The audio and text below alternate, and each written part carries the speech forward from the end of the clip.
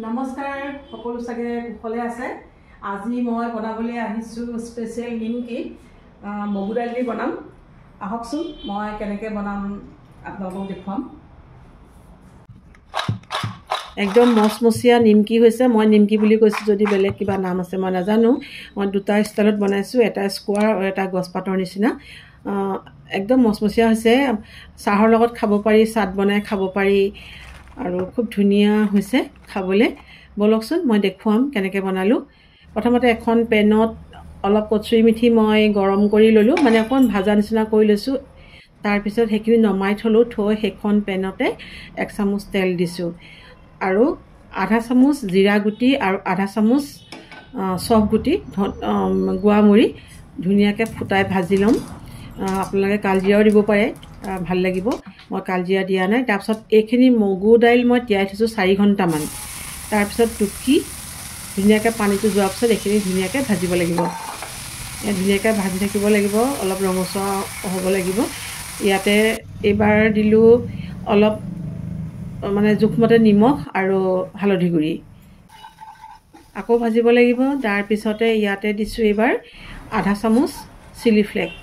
বেছিকৈও দিব পাৰে, আপোনালোকে নিজৰ জোখত দিব। তাৰপিছত আকৌ ভাজি থাকিব লাগিব, মানে ৰঙচুৱা হ'ব লাগিব। প্ৰায় 5 মিনিটমান সময় ভাজিব লাগিব আচলতে। তাৰপিছত ইয়াতে এইবাৰ দিম সৰহকৈ ধনিয়া, কটা ধনিয়া, কেঁচা ধনিয়া দিব পাৰি, একো নাই। ধুনীয়াকৈ সেইখিনিও দিলোঁ, দি পেলাই ভাজিলোঁ। তাৰপিছতে এইবাৰ দিলোঁ যিখিনি কচুৰি মেথি মই ৰাখি থৈছিলোঁ, সেইখিনি ধুনীয়াকৈ মোহাৰি পেলাই গুড়ি কৰি ইয়াতে দি দিছোঁ। এইবাৰ আকৌ অলপ সময় ভাজিব লাগিব ধুনীয়াকৈ। ভাজি পেলাই এইখিনি এটা ছাইডত ৰাখি থ'ম। তাৰপিছত এখন কাঁহীত এয়া মই লৈছোঁ মাল্টিগ্ৰেইন আটা আশীৰ্বাদ 2 কাপ লৈছোঁ। তাৰপিছত আৰু লৈছোঁ 1/4 কাপ চুজি। সেইটো হিচাপত ল'ব লাগিব, 2 কাপ আটা আৰু 1/4 কাপ চুজি। এবাৰ ইয়াতে তেল দিম, ৰাইচ ব্ৰেন তেল দিছোঁ, প্ৰায় ডাঙৰ চামুচেৰে 2 চামুচমান জোখত দিছোঁ। তেতিয়াহে ভাল হ'ব।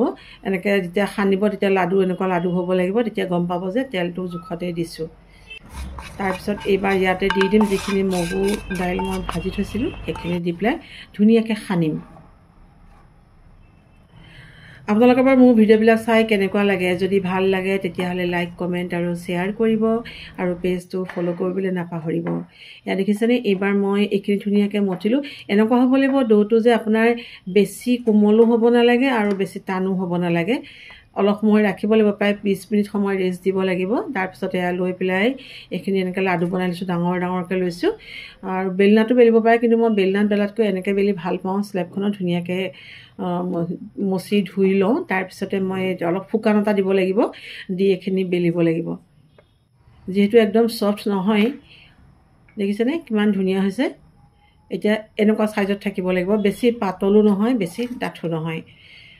তাৰপিছত নিজৰ পচন্দৰ অনুসৰি আপোনালোকৰ যেনেকুৱা ধৰণৰ শ্বেপ দিয়ে তেনেকুৱাই দিব। মই স্কোৱাৰ শ্বেপ দিছোঁ অলপ, আৰু অলপত মই গছপাতৰ নিচিনা শ্বেপ দিছোঁ। যিহেতু মই আগতে কেক বনোৱা মোৰ এইবিলাক কাটাৰবিলাক বহুত আছিলে, মই তাৰে এটা উলিয়াই লৈছোঁ গছপাতৰ নিচিনা।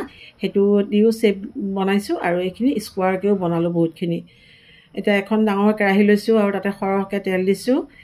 তেলটো সৰহকৈ দিব লাগিব, তেতিয়াহে ভাল হ'ব, নহ'বা বহুত সময় লাগিব। এনেও অলপ সময় বেছিকৈ লাগেই বাৰু, কাৰণ কম জুইত বনাব লাগিব যিহেতু, আৰু ধৈৰ্যও লাগিব বনাই থাকিবলৈ। এয়া হৈ গৈছে, দেখিছেনে কিমান ধুনীয়া হৈছে দেখিবলৈ আৰু কেনেকুৱা মচমচীয়া হৈছে। বহুত ধুনীয়া হৈছে, খাবলৈও ভাল হৈছে। এইবাৰ এইটো শ্বেপটো দেখিছেনে? ইয়াক গছপাতৰ নিচিনা হৈছে, সেইটো তেনেকৈও মই বনালোঁ অলপ। আপোনালোকৰ যি মন যায় তেনেকুৱা ধৰণৰ শ্বেপ দিব পাৰিব। আজিকালি কাটাৰ বজাৰত বহুত পায় কিনিবলৈ, তেনেকৈও আপোনালোকে আনি ল'ব পাৰিব। ধুনীয়াকৈ বনাবচোন। মগু দাইল দিয়াৰ কাৰণে খাবলৈ বহুত ধুনীয়া হয়।